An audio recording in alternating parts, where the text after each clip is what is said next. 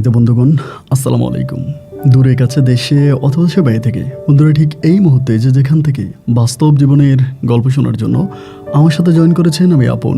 আর যে আপন জীবনের গল্পের 1274তম পর্বে আপনাকে প্রতিদিনের মতো স্বাগতম জানাচ্ছি। বন্ধুরা, আজ আমি আপনাকে শোনাবো রাজশাহীর ছেলে মোহাম্মদ ইব্রাহিমের জীবনের তাজ্জব এক ভয়ঙ্কর রকম বাস্তব জীবন কাহিনী। বন্ধুরা, আজকের গল্পের টাইটেল আসমানের উপরে 9 বছর পরীর মহলে থাকে ইব্রাহিম। পৃথিবীর একটা মানুষ, যার বাড়ি রাজশাহী, তিনি 9টা বৎসর আসমানের উপরে পরীর রাজ্যে থাকেন। দেখেন, আমি আজকে ভেবেছিলাম যে একটা প্রবাসী ভাইয়ের গল্প রেকর্ড করব, সেটাই আসলে রেকর্ড করতে চাচ্ছিলাম, কিন্তু ইব্রাহিমের গল্পটা পড়ার পরে আমার কাছে মনে হলো যে না, এই গল্পটাই আগে রেকর্ড করা উচিত। কারণ হচ্ছে এই গল্পটা এরকম একটা গল্প, আমি বিগত দিনে যত পরীর গল্প রেকর্ড করেছি, আমি প্রত্যেকটা ক্ষেত্রে দেখেছি যে মানুষ পরীর সাথে চিটিং করে। কিন্তু আজকের গল্পে আমি বুঝতে পারলাম যে একটা মানুষ পরীকে ভালোবেসে তার সর্বোচ্চ দিয়েও পরীকে বাঁচিয়ে রেখেছে। ভালোবাসা মুখর এক সুন্দর বাস্তব জীবনের গল্প। আমি সবাইকে অনুরোধ করবো শুরু থেকে শেষ পর্যন্ত রাজশাহীর ভাই ইব্রাহিমের জীবনের বাস্তব গল্পটা আপনারা প্রত্যেকে আমার মুখে শুনুন এবং গল্প শেষে ইব্রাহিমকে আপনার মতো করে একটা মন্তব্য কমেন্ট বক্সে লিখবেন। ধন্যবাদ সবাইকে। সম্মানিত বন্ধুগণ, আসসালামু আলাইকুম। আমার নাম মোহাম্মদ ইব্রাহিম হোসেন, আমার বাড়ি রাজশাহী। বন্ধুরা, আমি আমার জীবনের গল্পটা শুরু করার শুরুতে আপনাদেরকে আমার পরিবারের বিষয়ে জানিয়ে রাখি। আমার পরিবারে আমি আছি, আমার বাবা আছে, মা আছে, রয়েছে আমার দাদা দাদি সহ আমার কাকা কাকি, রয়েছে আমার কাকাতো ভাই বোন। আর আমার পরিবারে আমার বাবা মায়ের একমাত্র সন্তান ছিলাম আমি। আমার কোনো ভাই বোন ছিল না। আমার বাবা পেশায় ছিলেন একজন ট্রাক ড্রাইভার। আমি খুব ছোটোবেলা থেকে দেখে আসছি আমার বাবা ট্রাকের ড্রাইভারি করে। রাজশাহী শহর থেকে বিভিন্ন জেলা শহরগুলোতে আমার বাবা ট্রাকে করে বিভিন্ন মালামাল পারাপার করতেন। আমাদের পরিবারে ছোটোবেলা থেকে তেমন কোনো অভাব অনটন ছিল না, বরং সুখে শান্তিতেই আমার শৈশবের দিনগুলো কাটতে থাকে। আমার বয়স যখন প্রায় 3 বছর, তখন আমাদের জীবনে একটা বড় ধরনের অ্যাক্সিডেন্ট হয়। এখানে অ্যাক্সিডেন্টটা হচ্ছে 3 বছর বয়সে হঠাৎ এক রাতের বেলায় আমার মায়ের কাছে নাকি খবর আসে আমার বাবা ট্রাক অ্যাক্সিডেন্ট করেছে। আমার বাবা ঢাকার অভিমুখে খুলনার কোনো একটা জায়গায় ট্রাক অ্যাক্সিডেন্ট করে এবং অ্যাক্সিডেন্টের খবর শোনা মাত্র আমার আম্মা তখন পাগলের মতো হয়ে যায় এবং আব্বার খোঁজ খবর নিতে গিয়ে জানতে পারে আমার আব্বা ওখানে বেওয়ারিশ লাশ হিসেবে পড়ে আছে। হসপিটালের বেওয়ারিশ লাশ থেকে আমার আব্বাকে তখন বাড়িতে আনা হয়। আমার আব্বার দাফন কাফন সম্পূর্ণ করা হয়। আব্বুর মৃত্যুর পরে আম্মু সম্পূর্ণভাবে ভেঙে পড়ে। আমার মা দেখতে অত্র এলাকার বাকি মহিলাগুলোর চেয়েও অনেক বেশি সুন্দরী ছিল। আমার মায়ের মুখের গঠন, ফেস কাটিং, এবং আমার মা যথেষ্ট ফর্সা লম্বা সুন্দরী একজন মহিলা ছিলেন। আমার বাবা যখন মরে যায় তখন আমার নানা নানি আমার মাকে আমাদের পরিবার থেকে নিয়ে যেতে চেয়েছিল আমাদের পরিবার থেকে নিয়ে, মানে এখান থেকে নিয়ে গিয়ে আমার মাকে যে কোনো একটা ভালো জায়গায় বিয়ে দিতে পারবে। তখনও আমার মায়ের অনেক বয়স ছিল। তো ওই মুহূর্তটাতে আমার দাদা দাদি আমাকে অসম্ভব রকমের ভালোবাসতো। আমার যে কাকা আছে, কাকাতো ভাই বোন আছে, তাদের থেকেও আমার বাবা আমাকে, আমার দাদা দাদি আমাকে আরও বেশি ভালোবাসতো। আমাকে ছাড়া তারা কোনো কিছুই বুঝতো না, আমাকে ছাড়া একটা চোখের পলক ফেলতো না। তো ওই মুহূর্তে আমার মা যখন চলে যাবে তখন তো আমার মা আমাকে সাথে করে নিয়ে যাবে। আমার মা তো আর আমাকে এই পরিবারে রেখে যাবে না, আমাকে সাথে করে নিয়ে যাবে। যখন আমার মা সিদ্ধান্ত নিল আমার মা এই পরিবার থেকে চলে যাবে এবং আমাকে সাথে করে নিয়ে যাবে, তখন দাদা দাদি আমাদেরকে এই পরিবারে রাখার জন্য উঠে পড়ে লাগলো। আমার মাকে বোঝাচ্ছে যে তোমার তো বিয়ে হয়েছে, তোমার তো ছেলে হয়েছে এবং তোমার সন্তানকে নিয়ে তুমি আস্তে আস্তে এই পরিবারে থাকো, তুমি এখন হঠাৎ করে মানে এটা করো না, ওইটা করো না, অনেকভাবে হচ্ছে আমার মানে ইয়েকে বোঝাচ্ছিল, আমার মাকে বোঝাচ্ছিল। কিন্তু আমার মা যদিও থাকতে রাজি হয়, কিন্তু আমার নানা নানি দেয় না। আমার নানা নানি বলে যে আমার মেয়ের এখনও সামনে অধুর ভবিষ্যৎ পড়ে আছে, একটা মাত্র নাতি হয়েছে আমার, ওই নাতির মুখের দিকে তাকিয়ে আমি আমার মেয়ের ভবিষ্যৎ নষ্ট করতে পারি না, আমি আমার মেয়ের ভবিষ্যৎ নষ্ট করতে পারি না, আমি আমার মেয়েকে অন্যত্রে বিয়ে দিব। এই বলে আমাকে সহ আমার মা এই পরিবার থেকে নিয়ে যাওয়ার জন্য একদম কঠিনভাবে চেষ্টা করে। ওই মুহূর্তে আমার আমার দাদা ভাই আমার নানারে এমন একটা প্রস্তাব দেয় যেটা শুনলে আপনি অবাক হয়ে যাবেন। আমার দাদা ভাই তখন আমার নানা ভাইকে বলে, আমার তো 2টা ছেলে, একটা ছেলে যেহেতু মারা গেছে, আমার ছোট আরেকটা ছেলে আছে, যদিও আমার ছোট ছেলেটা বিয়ে করেছে, তার ছেলে মেয়ে আছে, সে জায়গা থেকে হলেও আমি আমার ছোট ছেলেকে বুঝিয়ে শুনিয়ে আপনার মেয়েকে আমার ছোট ছেলেকে বিয়ে করাবো। সেই মুহূর্তে আমার নানা ভাই বললো, এটা আপনি কি বলেন? ওনার সংসার আছে, ওনার বউ আছে এবং ওনার বাচ্চা কাচ্চা আছে, এই অবস্থার মধ্যে ওনার ঘরে আমার মেয়ের আমি কেন দিব, আর উনিও বা আমার মেয়েরে কেন বিয়ে করবে? আমার দাদাভাই তখন বলে, যদি আমার ছোট ছেলে রাজি হয় তাহলে আপনার মেয়েরে আমার ঘরের ছেলের বউ হিসাবে পাঠাতে আপনার কোনো সমস্যা নাই তো? আমার নানাভাই তখন বলে, আমার নানাভাইও চিন্তা করতেছে আমার মাকে নিলে পরে আমাকে তো আর ওই পরিবারে রাখতে পারবে না, আমার মাকে যেখানে নতুন করে বিয়ে দিবে সেখানে তো আর আমাকে মেনে নিবে না, তো আমি তো পুরো অসহায় হয়ে যাব, আমাকে তো পুনরায় আবারও আমার দাদা দাদির কাছে আসতে হবে। তো ওই পর্যায়ে আমার নানাভাই তখন আমার দাদারে বলল যে ঠিক আছে, আপনার কথা আমি মানলাম, কিন্তু আমার একটা ছোট্ট শর্ত আছে। শর্ত হচ্ছে এইটা যে আপনার ছোট ছেলে যে আমার মেয়েরে বিয়ে করবে, সেখানে আপনার ছোট ছেলের বর্তমান যে বউ আছে, আমি ওই বউর সাথে একটু পার্সোনালি 5-10 মিনিট কথা বলতে চাই। আমাকে আগে আপনি আপনার ছোট বউয়ের সাথে কথা বলাই দেন। এইটা বললে পরে আমার দাদাভাই তখন আমার নানার কথায় রাজি হয়, এবং রাজি হলে পরে আমার কাকিকে তখন আমার নানাভাইয়ের সাথে কথা বলাই দেয়।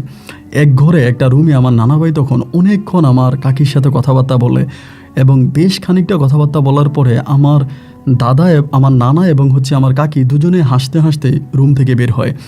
এক পর্যায়ে আমার নানা তখন রাজি হয়ে গেল, এবং নানাভাই রাজি হলো পরে আমার মায়ের সাথে আমার কাকার বিয়ে হলো। যাই হোক, খুব সুন্দর করে পারিবারিকভাবে বিয়ের উদযাপন হয় এবং বিয়ে হয়। বিয়ে হবার পরে খানিকটা মাস, 2-3 মাস মোটামুটি ভালোই গেল, এবং 2-3 মাস পরে আস্তে আস্তে শুরু হলো গণ্ডগোল। এবং এটা সেই গণ্ডগোল নয়, এক মহা গণ্ডগোল। কোনোভাবেই আমার মাকে আমার কাকি মেনে নিতে পারতেছিল না। আমার কাকি কোনোভাবেই আমার মাকে মানতেছিল না, আমার মায়ের কোনো কথা শুনতেছে না, এবং প্রতিনিয়ত আমার কাকাকে নিয়ে আমার কাকি ঝগড়াঝাটি করে। এক পর্যায়ে আমার মা আমার কাকিরে বলে, তুমিই তো আমার বাবার সাথে কথা বলছিলা, আমার বাবার সাথে কথাবার্তা বলে সব কিছু ঠিকঠাক করে তুমিই তো আমাকে বললা যে তোমার স্বামীকে বিয়ে করার জন্য, এখন তাহলে এরকম করতেছো কেন? আমার কাকি তখন আমার মাকে বলে, সে সময় যদি আমি এটা রাজি না হইতাম তাহলে আমাকেই পরিবার থেকে বের করে দিত, আমাকে তালাক দিয়ে হলেও আপনাকে বিয়ে করত, যার জন্য আমি রাজি হয়েছি। কিন্তু আমি আপনাকে এখন অনুরোধ করে বলি, আপনার ছেলে আমার কাছে থাকুক, আমি আপনার ছেলেকে বড় করব, আপনার ছেলের খোঁজখবর আমি নেব, আপনার ছেলেকে আমি মানুষ করব, আপনি এই পরিবার থেকে চলে যান। যেহেতু আপনি মাশাআল্লাহ দেখতে শুনতে ভালো, তাহলে কোথাও না কোথাও ভালো জায়গায় আপনার বিয়ে হয়ে যাবে। আপনি আমার স্বামীর ভাগ বসায়েন না, আমার সংসারের ভাগ বসায়েন না। আমি আপনার কাছে অনুরোধ করে বলি, আপনি অন্যত্রে চলে যান, অন্য কোথাও আপনি বিয়ে বসেন। কিন্তু আমার মা বলে, ঠিক আছে আমি চলে যাব, কিন্তু আমার ছেলে ইব্রাহিমকে আমি সাথে করে নিব। আমার কাকি ইব্রাহিম আমাকে দিতে রাজি হলেও আমার নানা নানি কোনোভাবেই আমাকে ছাড়বে না। এই পরিবারের মধ্যে আমার মা 2টা বৎসরের মতো থাকে। এই 2 বৎসরে মনে হয় না 2 দিনও আমার ওই কাকা আমার মায়ের সাথে থেকেছে। প্রতি রাতে আমি আর আমার মা একসাথেই ঘুমাতাম। আমার কাকি আমাদেরকে কোনো খাবার দাবার দিত না, আমরা খাবার পেতাম না। প্রচণ্ড অভাব অনটনে আমার শৈশবের দিনগুলো কাটে। আমার বয়স যখন প্রায় 6 বৎসরের কাছাকাছি, ওই মুহূর্তে আমার মা আর মেনে নিতে পারতেছিল না। 6 বৎসর বয়সে আমার এক কাকির দুঃসম্পর্কের এক ভাই তখন আমাদের বাড়িতে থাকতে শুরু করে। আমার ওই কাকির দুঃসম্পর্কের ভাই তখন আমার মায়ের দিকে খারাপ নজর দেয় এবং আমার মায়ের ইজ্জত নেওয়ার চেষ্টা করে। সর্বোপরি নিজের ইজ্জত বাঁচানোর জন্য আমার মা তখন এই পরিবার থেকে বেরিয়ে যায়, এবং পরিবার থেকে বেরিয়ে এমন একটা জায়গায় আমার মা আশ্রয় নেয়, যেটা শুনলে আপনি অবাক হয়ে যাবেন। বিশাল একটা বটগাছ ছিল, এবং মেইন রোডের পাশে ওই বটগাছের নিচে আমার মা তখন গোপনে একটা ঘর বানায় যাতে আশেপাশের মানুষ না জানে। এটা এরকম একটা জায়গা যে এটা হচ্ছে ঢাকা রাজশাহী হাইওয়ে রোড, এবং হাইওয়ে রোডের পাশে একটা বটগাছের নিচে আপনার ট্যানেলের মতো করে আমার মা ওখানে একটা ছোট্ট ঘর বানায়। তো জাস্ট ওইখানে আমার মা রাত্রে 8টা-9টা বাজে, আশেপাশে যখন কাউকে দেখে না, গোপনে ওই বটগাছের নিচে গিয়ে আমার মা থাকতে শুরু করে। এবং দিনের বেলায় মা আমাকে নিয়ে বেরিয়ে যায়, বোরকা পরে বেরিয়ে যায়। আমার মা ভিক্ষাও করে, আবার মাঝে মাঝে এদিক সেদিক থেকে টুকিটাকি কাজ পাইলে কাজও করে। ওই পেশার সাথে আমার আম্মা তখন জড়িয়ে পড়ে। এরকম করতে করতে একটা পর্যায়ে হলো কি, বৃষ্টি শুরু হলো বললো কি, প্রায় 2 থেকে 3 দিনের মতো বৃষ্টি আর কমে না। 2-3 দিন ধরে বৃষ্টি এমনভাবে পড়তেছে যে আমরা যে ঘরের মধ্যে থাকতেছি, আমাদের ওই ঘরেও পানি উঠে গেছে।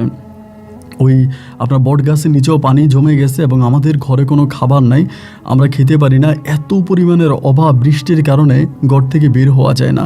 প্রায় 2 দিন কেটে গেল, আমরা পুরো অনাহারে। 2 দিন পরে খিদার জ্বালায় আমি রাত্রে কান্না করতেছি।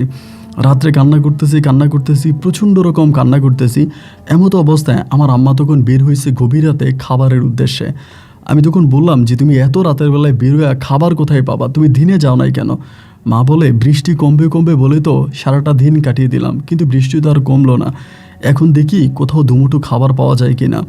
এই কথা বলে পর আমার আম্মা তখন খাবারের জন্য যখন ঘর থেকে বের হয়, আমি ওই ঘরের ভিতরে মানে বট গাছের নিচে ওই খোরলের মধ্যে তখন বসে থাকি। খানিকটা বাদ পরে প্রায় 15-20 মিনিট পরে হঠাৎ করে আমার মা এক খাবার নিয়ে আসে, এবং খাবারের থালিটা এত বড়, এবং এইটার মধ্যে বিভিন্ন ধরনের ফল ফ্রুট খাবার, এরপরে আপনার বিরিয়ানি, এইটা সেটা অনেক ধরনের খাবার। এবং এতগুলো খাবার একসাথে দেখার পরে আমি অবাক হয়ে মারে জিজ্ঞেস করলাম, ও মা, তুমি এত খাবার কই পাইলা?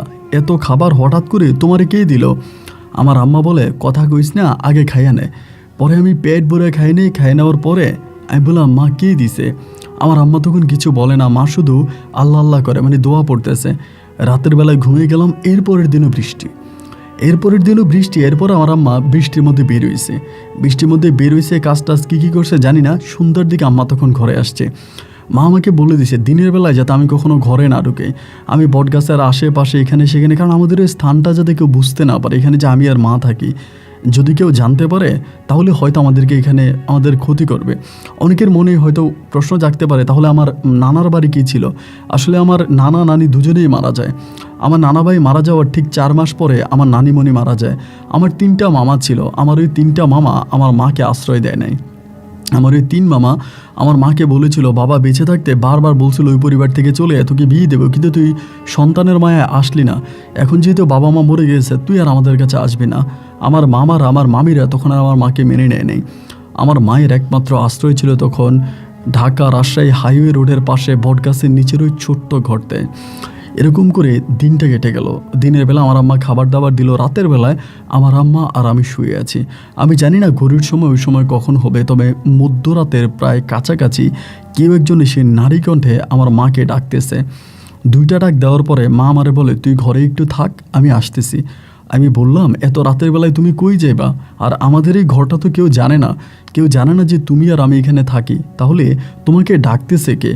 আমার মা বলে, তুই কথা বলিস না, তুই চুপচাপ থাক, মা যাবো আর আসবো। এই বলে আমার মা তখন বের হওয়ার পরে অনেক পরে আমার মা তখন আবারও ওই ঘরতের মধ্যে আসলো, এবং আসার পরে দেখলাম আবারও হাতে করে অনেকগুলো খাবার নিয়ে আসছে। ওই দিনে খাবারগুলো আমি তখন খাইলাম। খাওয়ার পরে মারে জিজ্ঞেস করলাম যে, মা, এই খাবারগুলো তুমি কোত্থেকে পাও? এই খাবারগুলো তোমাকে কে দেয়? তুমি কোত্থেকে এই খাবারগুলো আনো? আমার মা বলে, যেই দেয় এটা তোর তো জানার দরকার নাই, তুই খা। এমন করে 1 দিন 2 দিন 3 দিন প্রায় প্রতি রাতেই একটা মানুষ আসে, একটা নারী আসে, আমার মাকে ডাকে, কিন্তু আমার মা খাবার দেয়। মা যাইলে আমার মাকে খাবার দেয়। এভাবে একটা দিন আমি আমার মাকে বললাম যে, মা, আমাদেরকে কে খাবার দেয়? আমি একটু মানুষটাকে দেখতে চাই। মা বলে, এটা তোর আন্টি। আমি বললাম, আন্টির নাম কি? আমার মা বলে, বসরি। আমি বললাম, বসরি আবার মানুষের নাম হয়? আমার মা বলে, হ্যাঁ, ওনার নাম বসরি, তুই দেখবি? আমি বললাম, হ্যাঁ দেখবো। মা বলে, ভয় পাবি না তো? আমি বললাম, না, ভয় পাবো কেন?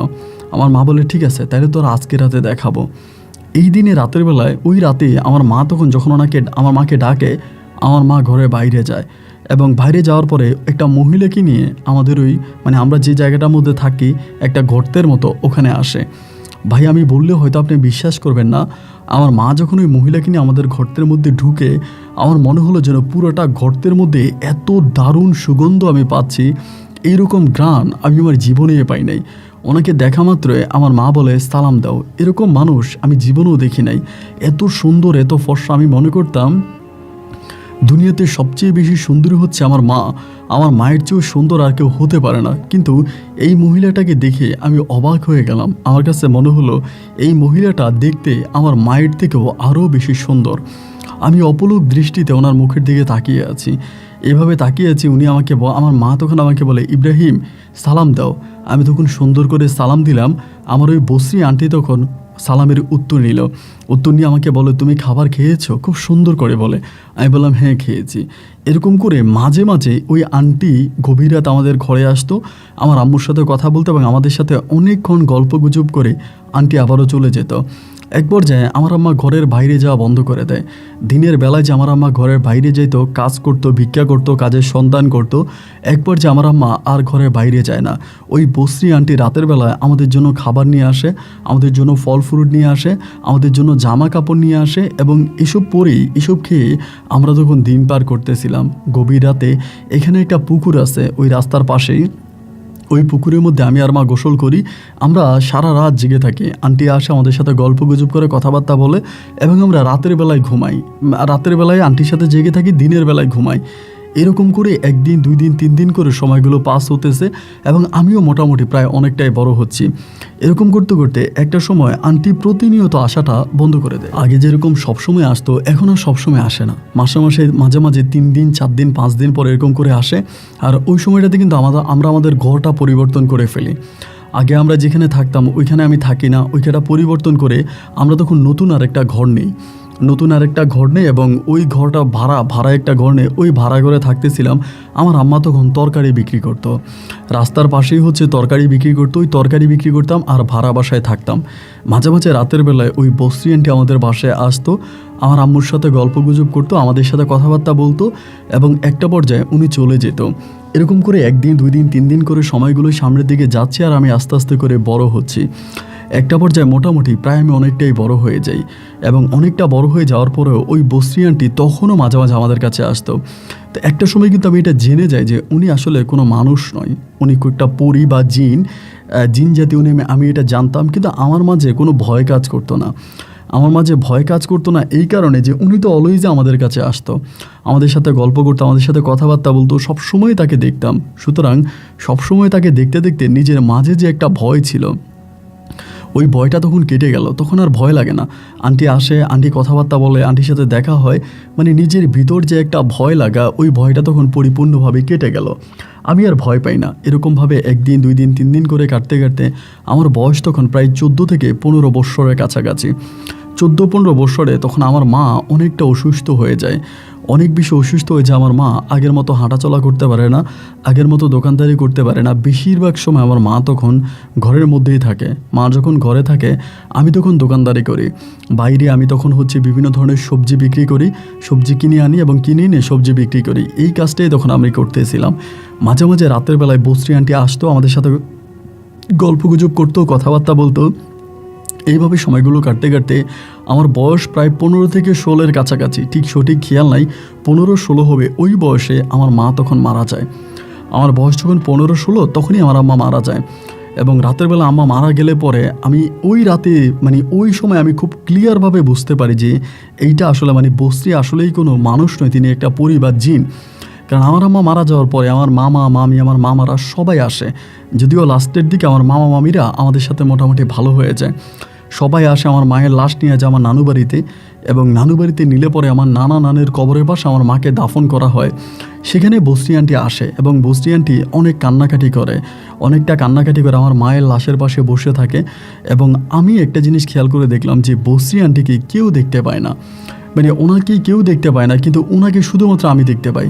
উনি আমাকে দেখতে পায়, আমি ওনাকে দেখতে পাই। কিন্তু এছাড়া আমার আশেপাশের অনেক আন্টিরাই আছে, অনেক মামিরা আছে, খালারা আছে, নানার বাড়ির অনেক লোকজন আছে, বাট এই বস্রি আন্টিকে কেউ দেখতে পায় না। এবং উনি আমাকে এটা বলে যে ওনাকে কেউ দেখতে পাবেও না। তখন পরিপূর্ণভাবে আমি শিওর হই যে উনি একটা পরী। তা আম্মা মারা যাওয়ার পর আমি সম্পূর্ণভাবে ভেঙে পড়ি। আমি কান্নাকাটি করি, খাওয়া দাওয়া করি না, ঘুমাই না। কেমন জানি মানসিকভাবে এতটা দুর্বল হয়ে পড়ে যা আপনাকে বলে বোঝাতে পারবো না। ওই মুহূর্ত পর্যন্ত বস্রি আন্টি আমাকে সাপোর্ট দিয়ে যায়, আমার কাছে আসে, আমাকে বুঝায়, এবং কান্নাকাটি না করার জন্য বলে।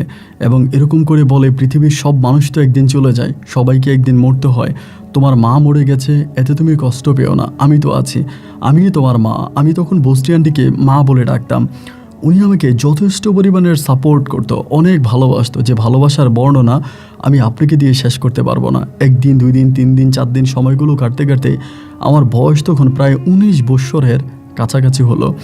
আমার বয়স যখন 19 হলো, তখন আমার কাকা করে কি আমার ওই দাদার যে সম্পত্তি ছিল, আমার দাদা দাদি মারা যাবার পরে আমার দাদার বিশাল সয় সম্পত্তি ছিল, এগুলো আস্তে আস্তে করে আমার কাকা তখন বিক্রি করে দেয়। কাকা যখন 1 দিন 2 দিন 3 দিন করে এইভাবে সম্পদগুলো বিক্রি করে, আমার ওই বস্রি আন্টি তখন আমাকে বললো যে ইব্রাহিম, একটা কাজ করো, তুমি এখানে ব্যবসা বাণিজ্যগুলো বাদ দিয়া তোমার বাবার ভিটাতে যাও, তুমি তোমার বাবার ভিটায় গড় উঠাও, ওই ভিটায় তুমি থাকো। এই কথা আমাকে বললো। বস্তি আন্টি যখন আমাকে এটা বললো, বলার পরে আমি তখন আমার বাবার ভিটায় গড় উঠানোর জন্য, বাবার ভিটায় এমনি আমি যাইতাম, মাঝে মাঝে যাইতাম। কাকা আমার সাথে কথা বলতো না, কেউ আমার সাথে কথা বলতো না, আমি মাঝে মাঝে যাইতাম।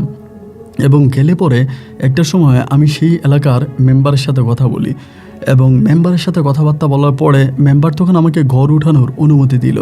যেহেতু আমি এই পরিবারেরই সন্তান, ওই পরিবারের সন্তান, আমি তখন ঘর উঠানোর জন্য ওখানে প্রস্তুতি নিলাম যে আমি ঘর উঠাবো। তো এখন আমার কাকা, মানে কাকা বলতে তিনি তো আমার সৎ বাবা হয়, আমি ওনাকে তখনও কাকাই ডাকতাম, অবশ্যই বাবা কখনোই ডাকি নাই। উনি আমাকে বলে একটা জায়গা দেখায় দিচ্ছে, ওইখানে ঘর বানা, মানে একদম বাড়ির কর্নারে বিলের মধ্যে একটা জায়গা, ওইখানে আমাকে ঘর বানাইতে বলে। আমি তখন বস্তি আন্টিকে বলি, আমাকে তো কাকা এখানে ঘর বানাইতে বলে। আন্টি আমাকে বলে, তোমার বাবা যেখানে বলে তুমি সেখানেই ঘর বানাও। বাবার কথা মতো আমি তখন একদম কর্নারের মধ্যে, একদম মানে বাড়ির একদম কোণার মধ্যে আমি তখন একটা ঘর বানাই, এবং ঘরের কাজটা খুব কম সময়ের ভিতরে সম্পূর্ণ করে ঘরটা হয়ে যায়। এবং ঘরটা হয়ে গেলে পরে আমি তখন ওই ঘরের মধ্যে থাকি। বস্তি আন্টি আমাকে বারবার বলে, তোমার সাথে যে আমার দেখা হয়, তোমার সাথে আমার কথা হয়, বা আমি যে তোমাকে হেল্প করি, আমি যে তোমার সাথে আছি, এইটা কিন্তু তুমি কাউকেই বলবা না, না তোমার কাকা কাকি বা কাউকেই বলার দরকার নাই। আমি তখন বললাম যে ঠিক আছে আন্টি, এটা আমি কাউকেই বলবো না। তা আমি আর কাউকে এই বিষয়টা বলি না, এবং কাউকে এই বিষয়টা না বলার পরে উনি তখন আমার সাথে আছে, আমার সাথে ঘুরে ফিরে আমার সাথে দেখা করে। এবং আমার কাকাও, আমি ওখানে ঘর বানিয়ে রাখতেছি, একদিন 2 দিন 3 দিন করে সময়গুলো কাটতে কাটতে একদিন বস্তি আন্টি আমাকে বলতেছে, ইব্রাহিম তোমার কাকা কিন্তু তোমাকে মেরে ফেলবে, তোমার কাকা তোমাকে মেরে ফেলার জন্য বিভিন্ন লোকদের সাথে কথাবার্তা বলতেছে, পরামর্শ করতেছে, তোমাকে মেরে ফেলবে। আমি তখন বললাম, কি বলেন, আমারে মেরে ফেলবে? বলে হ্যাঁ তোমারে মেরে ফেলবে, তুমি একটু সাবধানে থাকো।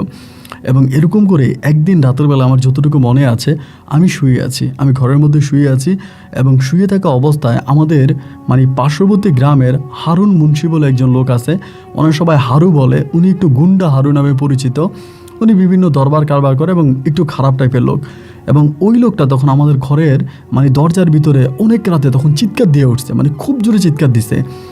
এবং চিৎকার দেওয়ার পরে আমি তখন ঘর থেকে বেরিয়েছি, বেরিয়ে উনি ওখানে মানে অজ্ঞান অবস্থায় পড়ে আছে, মানে অজ্ঞান অবস্থায় পড়ে আছে। পড়ে থাকার পরে উনি এখানে এত রাতের বেলায় কেন আসলো এবং কেন অজ্ঞান হয়ে গেল, এটা না বুঝতে পারলাম না।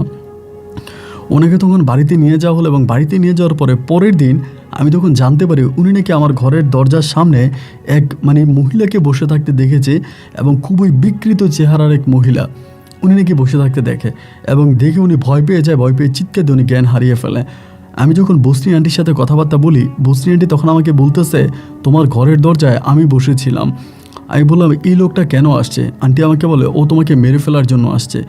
আমি বলে, আমাকে মেরে ফেলার জন্য? বলে হ্যাঁ, এই লোকটা তোমাকে মেরে ফেলার জন্য আসছে, তোমার কাকার কথায় তোমাকে মেরে ফেলবে, এই জন্য তোমাকে মেরে ফেলার জন্য আসছে। তো যাই হোক, আমার জায়গা থেকে আমি যতটুকু পারবো আমি তোমাকে সাহায্য সহযোগিতা করব, তারপরেও তুমি একটু সাবধানতা অবলম্বন করবা। এইভাবে আরও প্রায় সপ্তাহখানি কেটে গেল, এবং সপ্তাহখানি কেটে যাওয়ার পরে একইভাবে রাতের বেলায় আমি তখন করলাম কি, আমার ঘর থেকে মানে ঘরের পিছনে একটা বিলের মতো জায়গা আছে, ওই জায়গার মধ্যে বসে আছি। ওই জায়গার মধ্যে বসে আছি, বস্তি আন্টি কিন্তু না, আমি একাই বসে আছি রাতের বেলায়, চন্দ্রিমা রাতের বেলায় বসে আছি। একটা সময় আমার বাড়ি থেকে চিৎকারের শব্দ শুনলাম, মানে বাড়ির দিক থেকে চিৎকারের শব্দ, খুব জোরে চিৎকারের শব্দ শুনে আমি তখন দৌড়ে আসছি। আসার পরে দেখলাম কেউ নাই, কাউকে দেখতে পাই না। কাকা তখন চলে গেছে বাড়ির দিকে, মানে বাড়ির ভিতরে চলে গেছে। তো চিৎকার দিছে আমার কাকা, মানে আরও কয়েকজন ঘুম থেকে উঠছে, তারা বলে আমার কাকা নাকি চিৎকার দিছে। তাই কেন চিৎকার দিছে, কী কারণে কাকা চিৎকার দিল, ওইটা না বুঝতে পারলাম না। এরপরে রাতটা কেটে গেল, এবং সকালবেলা আমি দেখলাম আমার কাকা এক কবিরাজ নিয়ে আসছে, এবং এক কবিরাজ নিয়ে আসছে, সাদা দবদবে পাঞ্জাবি পরা, পায়ের টাকলু পর্যন্ত, মাথার চুলগুলো লম্বা, এবং কবিরাজ নিয়ে আসছে। কবিরাজ নিয়ে আসার পরে আমার কাকার বাড়ি, আমার বাড়ি, এই সমস্ত বাড়ি তখন বন্ধ করতেছে, মানে তাবিজ দিয়ে বন্ধ করতেছে। এবং কাকা মনে করতেছে যে আমাদের বাড়িতে কোনো জিনের আসর আছে, এই জন্য বাড়িটা বন্ধ করে দিচ্ছে। এরকম করে বাড়িটা বন্ধ করতেছে এমন করে আমি তখন কাকারে বারবার বলি যে বাড়ি বন্ধ করতেছেন কেন, কি হয়েছে? কাকা বলে, আমাদের বাড়িতে জিনের আসর আছে, জিনে আমাদের বাড়িতে উত্তাপ করে, এই জন্য উনি বাড়ি বন্ধ করতেছে। তা আমিও না কোনো কিছু বললাম না, উনি বাড়িঘর সব কিছু বন্ধ করলো। বন্ধ করার পরে প্রায় 2 দিন কেটে গেল, ওই আন্টি আর আমার কাছে আসে না, মানে বস্তি আন্টি আমার কাছে আসেও না, আমার সাথে কথাও বলে না। তো 2 দিন পরে আমি করলাম কি, আমাদের বাড়ির পিছনে, মানে আমাদের বাড়ির এরিয়ার বাইরে গেছে। এই 2 দিন কিন্তু আমি বাড়ির এরিয়ার বাইরে যাইতাম না, বাড়ির মধ্যেই থাকতাম। ওই দিন বাড়ির বাইরে যাওয়ার পরে হঠাৎ বস্তি আন্টির সাথে আমার দেখা রাত্র প্রায় 7টা থেকে 7:30টার মধ্যে। উনি তখন আমাকে বলে, আমি তোমার কাছে যেতে পারতেছি না, তোমার বাড়ি বন্ধ করে দিয়েছে। বাড়ি এমনভাবে বন্ধ করছে কবিরাজ দ্বারা আমি ওখানে যেতে পারি না, ওইখানে গেলে আমার গায়ে আগুন ধরে যায়, বাড়ির বিটার মধ্যে গেলে আমার গায়ে আগুন ধরে আমি যেতে পারি না, আর তুমিও বাড়ির বাইরে আসতেছো না। আমি বললাম, আমি ভাবলাম আপনি তো মাঝে মাঝে 3-4 দিন বা সপ্তাহখানিক আসেন না, এভাবে মনে হয় আপনি আসবেন না, এই জন্য আমি আর চিন্তা করি নাই। উনি আমাকে বলে, ইব্রাহিম তোমাকে মেরে ফেলার সম্পূর্ণ প্ল্যানিং চলতেছে, তুমি ওই বাড়িতে আর যেও না, ওই বাড়িতে আর যেও না, ওই বাড়িতে গেলে তোমাকে মেরে ফেলবে। আমি তখন বললাম, আন্টি তাহলে আমি কোথায় যাব? আমার তো যাওয়ার কোনো জায়গা নাই, আমার মামা মামিরাও আমার সাথে সম্পর্ক ভালো না, এবং কাকাও যদি আমাকে মেরে ফেলে তাহলে তো আমার আর কোথাও কোনো জায়গা রইল না, আমি কোথায় যাব? উনি তখন আমার দিকে তাকিয়ে থেকে বলে, ইব্রাহিম তোমার মা যখন মারা যায়, তোমার মা বারবার তোমাকে আমার কথা বলে যায়, বারবার তোমাকে আমার কথা বলে, যাতে আমি তোমার দিকে দেখে রাখি, তোমার খেয়াল রাখি, এবং তোমাকে আমি ভালোবাসি, তোমাকে আমি কখনো একা ছেড়ে না যাই। বারবার তোমার মা এই কথাগুলো বলে, এবং তোমার মায়ের ওই কথাগুলো আমার বুকের ভিতরে দাগ কেটে যাচ্ছে, আমার তোমার জন্য কোনো কিছু করতে ইচ্ছে করতেছে। আচ্ছা ইব্রাহিম, তুমি কি আমার সাথে যাবা? এমন করেই বলে। উনি যে আমার সাথে কথা বলে, রাস্তার পাশে দাঁড়ায় কথা বলতেছে আমি ওনার সাথে, কিন্তু রাস্তা দিয়ে অনেক মানুষ হেঁটে যাচ্ছে। তখন তো ধরেন আপনার 7টা-8টার মতো বাজে, সন্ধ্যা রাত্রে, অনেকেই রাস্তা দিয়ে হেঁটে যাচ্ছে আসতেছে, বাট আমাদেরকে কেউ দেখতে পায় না, মানে আমারও দেখতে পায় না, আন্টিরও দেখতে পায় না। তো এবার আন্টি আমারে বলে, তুমি কি আমার সাথে যাবা? আমি বললাম, আন্টি কোথায় যাব? উনি বলে, আমার এইখানে, আমরা যেখানে থাকি। আমি বললাম, আপনি যেখানে থাকেন ওইখানে কি আমি থাকতে পারবো? উনি বলে, ওখানে মানুষ থাকতে পারে না, তবে আমি তুমি থাকার মতো একটা জায়গার ব্যবস্থা করব যদি তুমি যাও। আমি বললাম, আন্টি আমি চলে যাব। আমারও না কেমন জানি বুকটা অনেক ভার হয়ে আসতেছিল, আমার কাছে এই পৃথিবীটা নরকের মতো লাগতেছে, মানে পৃথিবীতে ভালো লাগতেছে না। আমার মনে হয় যে আমি যদি এখান থেকে চলে যেতে পারি তাহলেই হয়তো বাঁচি, কারণ এই দুনিয়াতে আমার তো আর আপন বলতে কেউ রইল না। মাও মরে গেল, বাবাও মরে গেল, দাদা দাদি নানা নানি যারা আমাকে ভালোবাসতো তারা প্রত্যেকেই তো আমাকে ছেড়ে চলে গেল। এই দুনিয়াতে তো আমি, আমার ছাড়া আমার আর কেউ নেই। তখন আমি বললাম যে আমি চলে যাব, আপনি আমাকে যেখানে যাইতে বলেন বা যেখানে নিয়ে যান আমি সেখানে চলে যাব, আমি এখানে থাকবো না। এবং উনি বলে, তাহলে চলো, এই কথাটাই আমাকে বলে। আমি বললাম যে আমি যে যাব, আমার ঘর থেকে কোনো কিছু আনতে হবে না।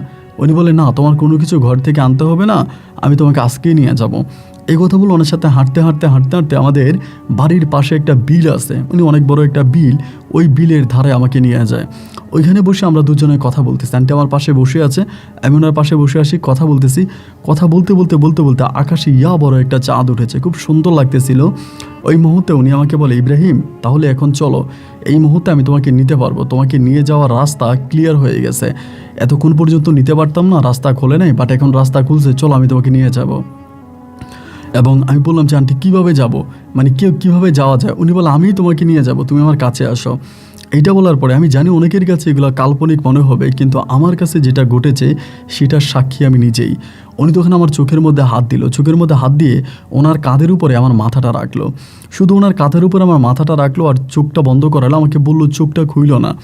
আমিও চোখটা খুললাম না, ওনার কাঁধের উপরে মাথা রাখলাম। তখন আমার কাছে মনে হলো যে আমার শরীরটা বাতাসে ছিঁড়ে যাচ্ছে, মানে বাতাসে আমার শরীরের কাপড়গুলো ছিঁড়ে নিয়ে যাচ্ছে, এরকম প্রচণ্ড বাতাস।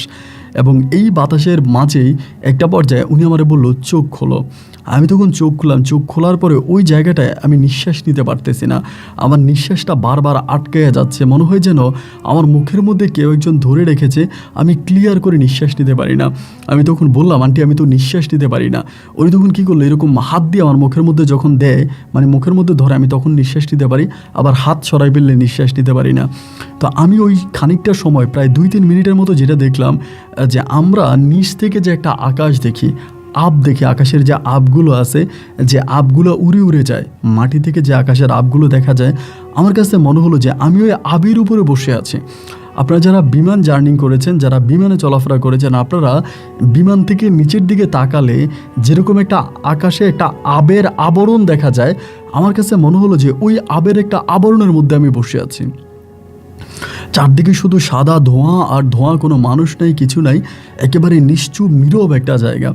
উনি তখন আমার মুখে আবার হাত দিয়ে আমার চোখটা বন্ধ করাইলো, করিয়ে আমাকে একটা ঘরের মধ্যে নিয়ে গেল, একটা ঘরের মধ্যে নিয়ে গেল। এবং এই ঘরটা এইরকম একটা ঘর যে এই ঘরের একটা মাত্র জানালা, এবং এই জানালা দিয়ে যদি আমি বাইরের দিকে তাকাই, জানালাটা গ্লাস করা, মানে গ্লাসের মতো সিস্টেম, জানালা দিয়ে যদি আমি বাইরের দিকে তাকাই তাহলে আমি দেখতে পাই শুধু আকাশ, আমি শুধু আকাশ দেখতে পাই, আকাশের আভ দেখতে পাই, কোনো গাছপালা দেখতে পাই না, কোনো মানুষ দেখতে পাই না, কোনো মানুষের বসতিও দেখতে পাই না। উনি আমাকে বললে যে ইব্রাহিম, তুমি এই রুমের মধ্যে থাকবা, এখানে তুমি থাকবা, এখানে তুমি খাবা, এখানেই তুমি ঘুমাবা, এবং তোমার যত যা কিছুর প্রয়োজন হয়, তোমার যা লাগে, আন্টি তোমাকে সব কিছুই দিব, কিন্তু তুমি এটার বাইরে যেতে পারবা না। একদিন, 2 দিন, 3 দিন করে সময়গুলো কাটতেছে এবং আমি এটার মধ্যেই থেকে যাচ্ছি। এইরকম করে কত দিন, কত মাস আর কত বৎসর কেটে যায় তার কোনো ধারণা আমার কাছে নাই, তার কোনো ধারণা আমার কাছে না। আমি ঘরের মধ্যেই আছি এবং আমি এখানে ঘরের মধ্যে থাকা অবস্থায় এখানে কিন্তু সব কিছুর ব্যবস্থা ছিল। একটা মানুষ থাকার জন্য যা যা প্রয়োজন হয় এখানে সমস্ত কিছুই আছে। এবং আমি এইটাও পর্যন্ত, আমি যে চুল কাটবো আমার কেচি পর্যন্ত এখানে দেওয়া আছে, মানে সব কিছুই আছে একটা মানুষ থাকার মতো। এবং এই ঘর থেকে আমি বেরোইতে পারতাম না এবং এই ঘরের কোনো দরজাও আমি জানতাম না। উনি আসতো, যাইতো, আমাকে 3 বেলা খাবার দিয়ে যেত, আমি থাকতাম, খাইতাম এবং শুধু জানালা দিয়ে তাকিয়ে থাকতাম।